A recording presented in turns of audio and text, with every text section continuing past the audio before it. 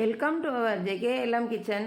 நம்ம தொண்டையில் இருக்கக்கூடிய சளி, நெஞ்சில் இருக்கக்கூடிய சளி எல்லாத்தையும் நீக்கிறதோட நம்ம உடம்புல நோய் எதிர்ப்பு சக்தியும் அதிகரிக்கக்கூடிய இஞ்சி டீ எப்படி செய்யலாம்னு பார்க்கலாம் வாங்க. இஞ்சி டீ செய்ய இந்த அளவு துண்டு இஞ்சி எடுத்திருக்கேன். இதை சின்ன சின்ன துண்டுகளாக கட் பண்ணிக்கலாம். சின்ன சின்ன துண்டுகளாக கட் பண்ணிக்கிட்டோம். நம்ம கட் பண்ணி வச்சுருக்கிற இஞ்சியை கொஞ்சம் கொஞ்சமாக அந்த உரலில் சேர்த்து நல்லா இடித்து எடுத்துக்கலாம்.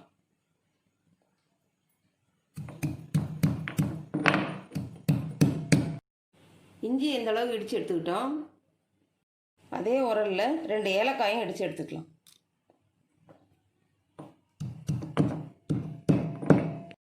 ஏலக்காயை இடித்து எடுத்துக்கிட்டோம். நம்ம இடித்து வச்சுருக்க இஞ்சியும் ஏலக்காயும் ஒரு பாத்திரத்தில் மாற்றிக்கலாம்.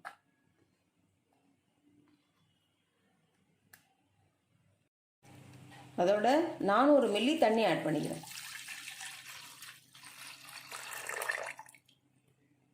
இந்த பாத்திரத்தை ஸ்டவ்வில் வச்சு கொதிக்க வச்சுக்கலாம்.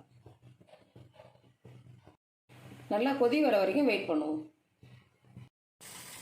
நல்லா கொதிக்க ஆரம்பிச்சதுக்கப்புறம் ஸ்டவ்வை லோ ஃப்ளேமில் வச்சுட்டு திரும்பவும் 2 நிமிஷம் கொதிக்க வைக்கலாம்.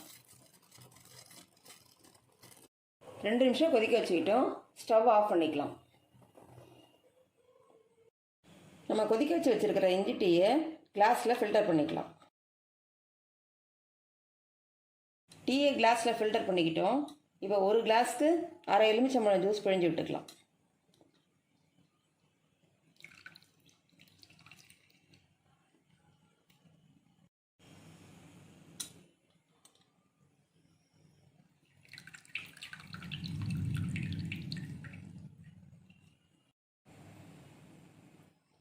ஒரு ஸ்பூன் தேன் ஆட் பண்ணிக்கலாம்.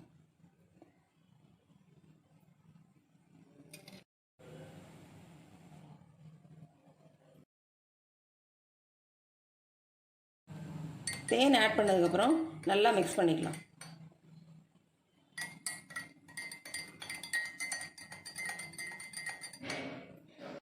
நல்ல டேஸ்டான இஞ்சி டீ ரெடி பண்ணியிருக்கோம்.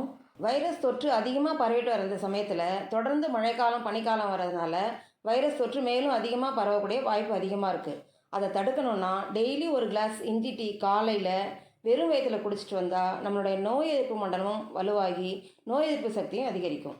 அதே சமயம் உடல் எடையை குறைக்கணும்னு நினைக்கிறவங்க இந்த டீயை ரெகுலராக காலையில் வெறும் வயிற்றில் குடிச்சிட்டு வந்தால் உடல் எடை வேகமாக குறையும். இந்த வீடியோ உங்களுக்கு பிடிச்சிருந்தா லைக் பண்ணுங்கள், கமெண்ட் பண்ணுங்கள், ஷேர் பண்ணுங்கள், சப்ஸ்கிரைப் பண்ணுங்கள். அப்படியே பெல் பட்டனையும் கிளிக் பண்ணி ஆல் என்ற ஆப்ஷனையும் கிளிக் பண்ணிக்கிட்டா டெய்லி நான் போகிற வீடியோஸ் உங்களுக்கு நோட்டிஃபிகேஷனாக வரும்.